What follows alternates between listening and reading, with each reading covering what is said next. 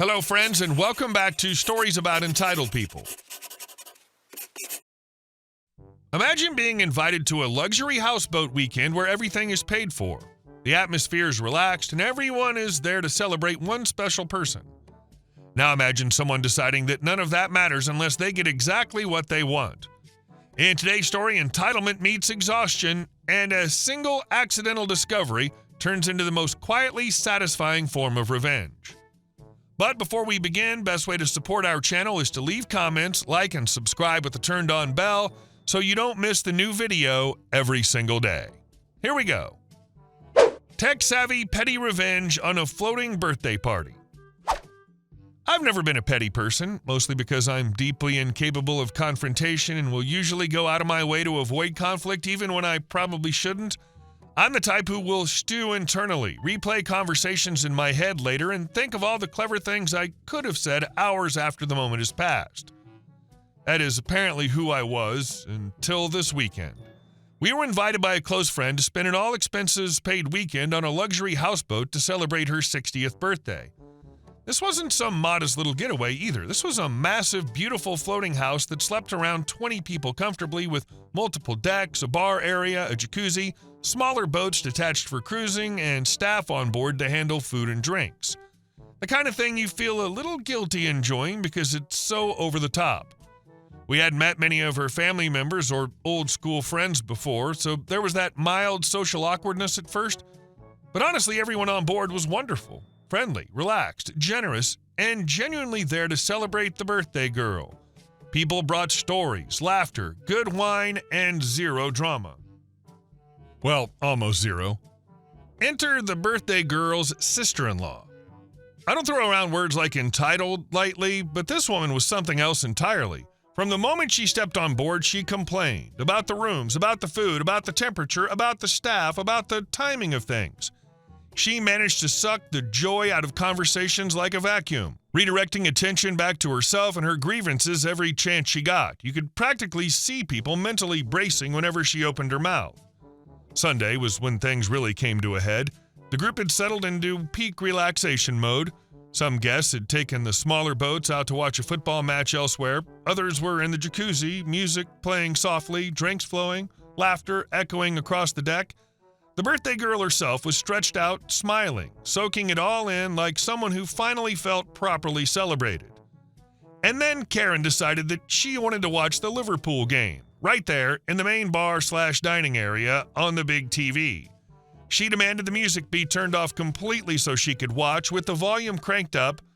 Not asked, demanded. It didn't matter that the music wasn't loud. It didn't matter that other people were enjoying it. It didn't matter that this was supposed to be a shared celebratory space. She planted herself on the upper deck, remote in hand, and declared the area hers. The staff tried to gently suggest alternatives. There was Wi-Fi on the boat. She could easily stream the game on her phone or tablet. Headphones were an option, or she could join the others who'd gone out specifically to watch the match. Nope, unacceptable. She wanted the big screen. She wanted the volume, and she wanted everyone else to adjust accordingly. At one point, she started yelling at the TV while simultaneously snapping at the bartender, who was nothing but polite and clearly doing his best to keep everyone happy. Watching her berate someone who was literally there to serve made my stomach turn. I was feeling peopled out by that point anyway, so I wandered up to the upper deck, found a deck chair a bit off to the side, and sat down to scroll through my phone and mentally check out for a bit. Karen was still shouting at the screen, complaining about referees, players, and now the terrible service. That's when I unlocked my phone. I saw that my Android had automatically connected to the Android Smart TV. I stared at the screen for a second, genuinely surprised. I hadn't done anything intentional. Same Wi-Fi network, I guess. One of those little modern conveniences that usually means nothing. But in that moment, it meant everything. I want to be very clear. I'm not usually like this. I don't mess with people. I don't sabotage things. I avoid drama like the plague. But when I heard her swear at the bartender again, really snap at him over nothing, something in me quietly snapped too. So the next time the game built up to something exciting, I turned the TV off. Just like that, black screen. From the lower decks, you could hear her shout in frustration. I waited a bit, then turned it back on. It took a few minutes for the app to reconnect and start streaming again. She muttered about the TV being useless. A few minutes later, during another tense moment, mute. More yelling, more confusion, more complaining. Sometimes I'd wait until she was fully invested again. Other times I'd do it randomly, just enough to keep her on edge. Every interruption forced her to restart the stream, wait for it to load, and stew in her own anger. Meanwhile, everyone else on the boat got to enjoy the music, laughter, and the faint echoes of her increasingly unhinged complaints drifting down from above. She spent the rest of the evening loudly blaming the Wi-Fi, the TV, the boat, the staff, and technology in general. Never once did it occur to her that the problem might be external. I sat quietly in my deck chair, phone in hand, trying very hard not to laugh. When we disembarked the next morning, Karen stormed off toward her car, already annoyed about something else entirely. Once she was gone, I admitted what I'd done to the rest of the group. The reaction was immediate and glorious. Laughter, applause, actual gratitude.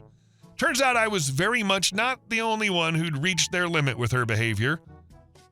I may not be confrontational, I may not be outspoken, but mess with the birthday girl's relaxing weekend and apparently I'll find a way to mess with you. What gets me is how one person can sour an entire group when no one wants to be the bad guy and call it out. Everyone else was adapting, compromising, trying to keep things pleasant, and she exploited that. You didn't ruin her game, you restored balance. And the group reaction afterward says everything. If people applauded when you admitted it, that wasn't revenge. That was relief.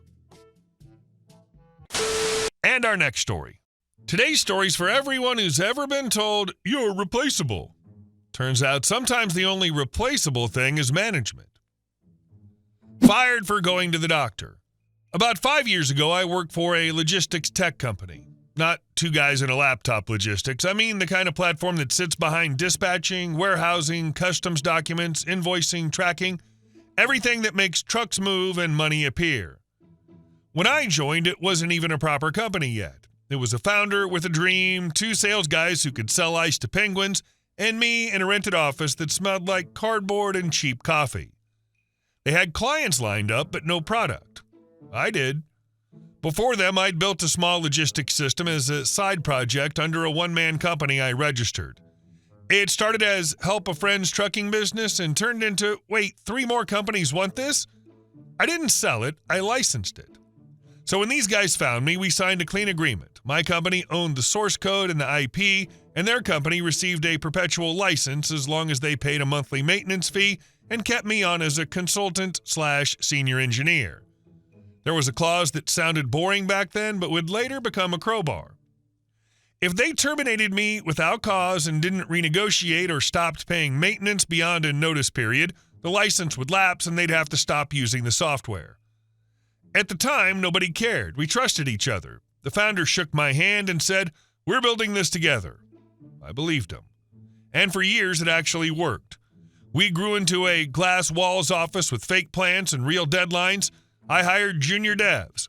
I trained them. I explained why you never touch the invoice engine on Friday afternoons unless you enjoy weekend funerals. People started calling me the guy who knows where the bodies are buried, meaning the code, not actual bodies. Then investors arrived. With investors came professional management, and with professional management came her, Karen. Not her real name, obviously, but the nickname stuck because it fit like a lawsuit. She wasn't the CEO technically, more like operations director with a shiny title, but she acted like she owned the building, the air, and your spine. Loud heels on tile, designer coat draped over her chair like a flag, voice always a little too loud, like every sentence was a TED Talk audition. Her first all-hands meeting was impressive. "I'm here to modernize things," she said, clicking a pen like it was a weapon. "We're too dependent on legacy systems and legacy people." She said legacy people while making eye contact with me.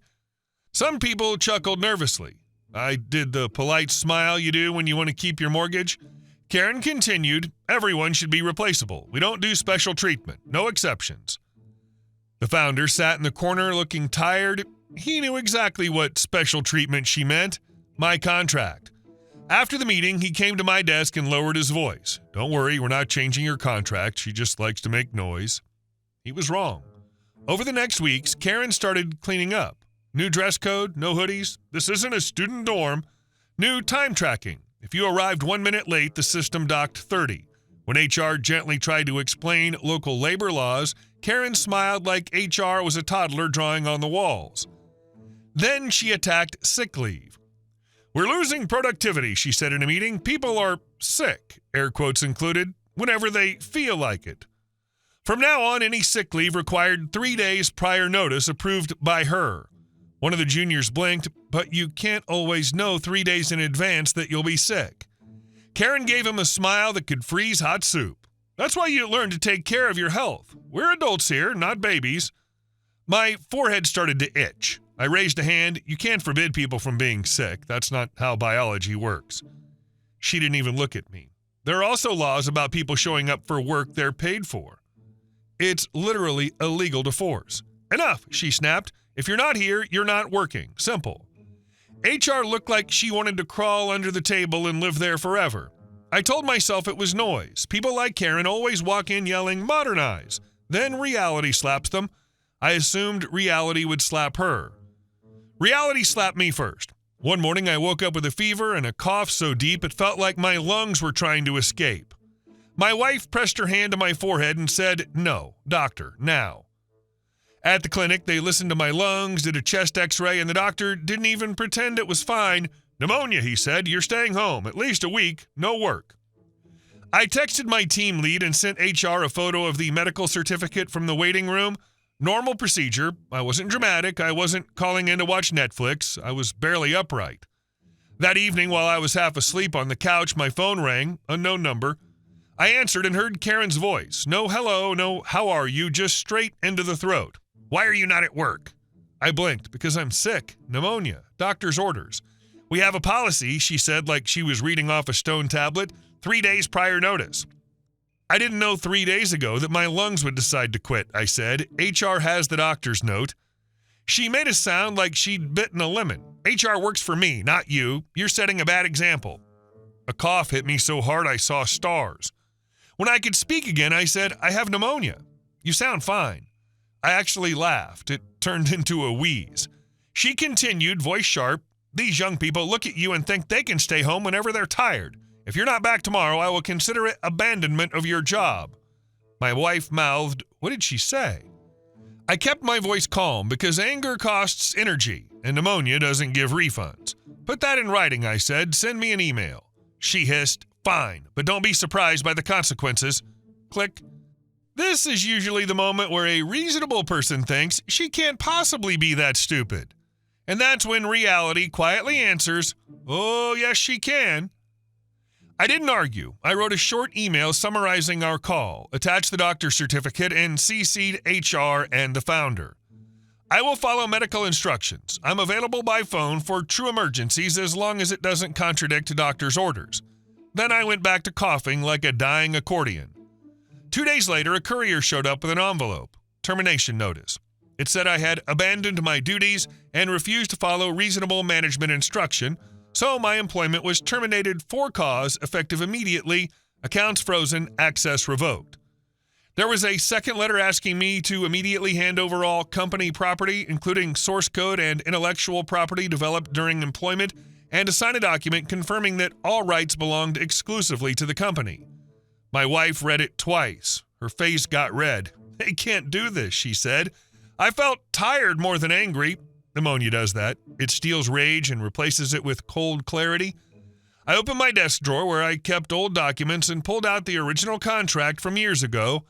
The boring clause, the one nobody read because we were friends.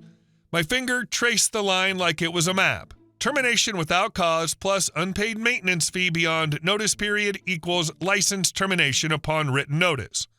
I reread it again and again. Then I looked at my wife. "They didn't just fire an employee," I said quietly. "They terminated their license." She blinked. "You can do that?" "I'm the licensor," I said. "The license keys are issued by my system. The code lives on my server. They've been using it under contract." My phone buzzed. HR email. "Please sign the attached document confirming all IP belongs to the company. Return by tomorrow." The attachment was basically them trying to rewrite history with a PDF and vibes. That's when the malicious compliance idea sat down at my kitchen table and asked for tea. I didn't threaten anyone. I didn't hack anything. I didn't lock anyone out overnight. I complied. First email to HR, CC founder, and investors. Thank you for the document. As per our existing consultant licensing agreement dated date, intellectual property rights remain with my company. I cannot sign a document that contradicts an existing contract without negotiation and compensation.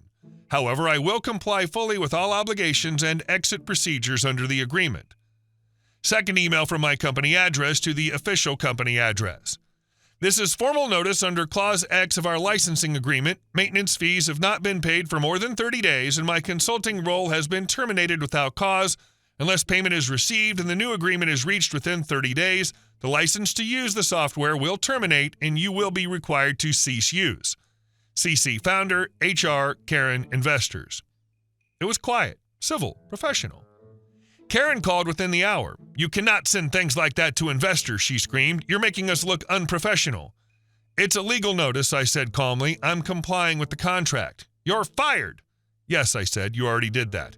You're blackmailing us. I'm enforcing a contract, I replied. If you think it's illegal, have your legal team contact mine. She hung up. The founder called later, voice exhausted. Why are you doing this? He asked. I didn't fire myself for going to the doctor, I said. I asked accounting about unpaid maintenance months ago. Nobody listened. Now I'm following the agreement. He sighed. Can't you just let it go? I could, but the message would be fire people unfairly and steal their work. That's a very expensive message, not just for the thief. The 30 days passed, no payment, no negotiation. Karen sent one snarky email. We consider your so-called license invalid. Investors stayed silent. Day 31, I logged into the licensing dashboard. Production servers listed neatly, each with an active key. One button, terminate license. I stared at it for a second, not because I was unsure, because I understood what it meant. Then I clicked. Nothing exploded on my side, no fireworks, just status expired. The next morning, chaos started on theirs. My old teammate texted me from a personal number. Dude, did you do something? I replied. Your license expired. Bro, he wrote, she's going insane. Apparently, every department opened the system and got a red banner. License invalid. Contact vendor. Dispatch couldn't create shipments. Accounting couldn't issue invoices. Customs couldn't print forms. Trucks were waiting. Clients were calling. The real world doesn't care about Karen's ego. Karen emailed me, all caps energy without caps. You are hereby ordered to restore functionality immediately. We will file criminal charges. I replied short and dry. As per Clause X, license terminated due to non-payment and termination without cause. I've not disabled anything beyond enforcing license terms. I'm willing to negotiate a new license or buyout at fair market value.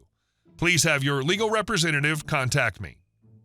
Her response was a wall of insults, including one creative phrase about old men and thinking they matter. I didn't reply. Within a week, investors finally woke up. When your logistics tech company can't do logistics, you're basically an office with fancy chairs. Two big clients called me directly. OP, one said, we can't move shipments. What's happening? I'm not with them anymore, I said. They terminated me. The license ended. If you decide to switch providers, that's your call. A pause. Can you provide the system? I can provide a hosted version through my company, I said, but I won't poach behind anyone's back. If you terminate with them, then talk to me. 2 days later, they terminated. Then another. Then another. The founder called again, voice cracked. They're leaving. This is killing us. I didn't celebrate. I just stated reality. You fired the license, I said, not me. A week later, one investor emailed me. We were not aware of the contract terms. Can we meet to discuss acquisition or licensing? We met at a cafe. He looked tired, suddenly polite. What would it take to reinstate the license, he asked. I'm already building a new version, I said, and I'm not going back under Karen. He winced. She won't be with the company much longer. Good, I said, but the damage is done. He asked for a number. I gave him one. He blinked like I'd offered to sell him the moon. We don't have that kind of money anymore, he admitted. We shook hands. A week later, Karen was pursuing other opportunities, officially. Unofficially, my ex-colleague said investors asked her one simple question, who decided to fire the person who owns the IP? And she didn't have a good answer that didn't include her own name. The company limped for a while on spreadsheets and panic. Dispatch went back to WhatsApp. Mistakes multiplied. Trucks got stuck at customs because forms were wrong. Penalty clauses got triggered. Cash flow died. Eventually, they filed for bankruptcy. My little company grew quietly. No loud heels, no legacy people speeches. I hired 2 ex-colleagues. We wrote a sick leave policy that said, if you're sick, stay home. We'll figure it out. Because we were adults, not babies. Here's the lesson. If you want to play the everyone is replaceable game, make absolutely sure your entire business isn't running on a license you don't own, one that can be revoked with a single, perfectly legal email. Hey guys, thank you all for watching the video. I'll see you in the next one.